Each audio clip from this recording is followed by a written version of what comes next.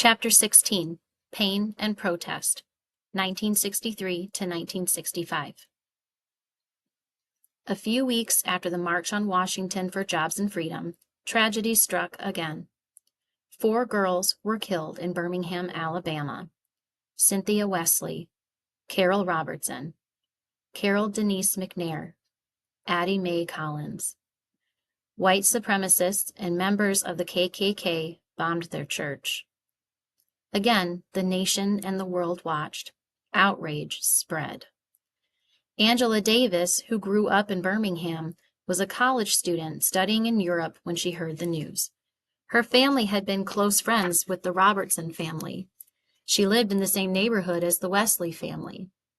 Davis did not see this moment as a one-off incident. The KKK bombed her neighborhood so often that it was nicknamed Dynamite Hill. She had grown up fully aware of American racism and its deadly potential. All she could do was use the news of this tragedy as fuel to keep fighting. The outrage over the murder of 4 little girls at a church was so great that the government was forced to take action. The Civil Rights Act of 1964 was passed into legislation. But what did it really mean?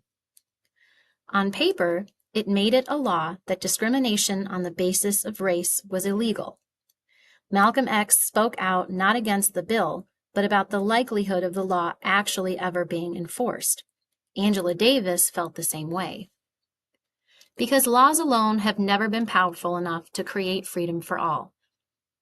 Who was going to make sure the laws would be followed if the law, lawmakers, and law enforcers were all racist?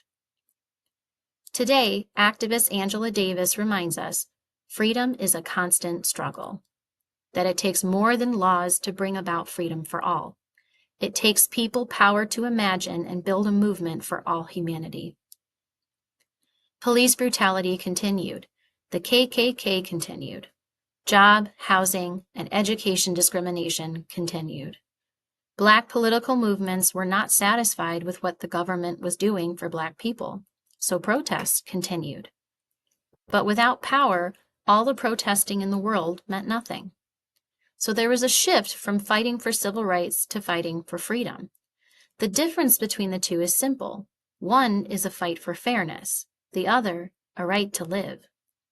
And as they fought for the right to live, death would strike again. This time, Malcolm X was assassinated. His death rocked his Black anti-racist followers. The media portrayed him as a messenger of hate. But Malcolm's autobiography, published after his death, showed that Malcolm X was for truth, not hate. His message to Black people was about pride and unity. His autobiography would become one of the most important books in American history. Dr. King and Malcolm X met only once, but Dr. King acknowledged that, though they had different methods, much like Du Bois and Washington and Du Bois and Garvey, they really wanted the same thing: freedom. After the Civil Rights Act, which Malcolm distrusted, came the Voting Rights Act of 1965. And what did it cause? White rage and resistance. However, the Voting Rights Act would become the most effective piece of anti-racist legislation ever passed by the Congress of the United States of America. Malcolm X was gone, but not forgotten. His words continued to feel like an armor of protection from anti-Blackness for young Black activists, and for many, they still do.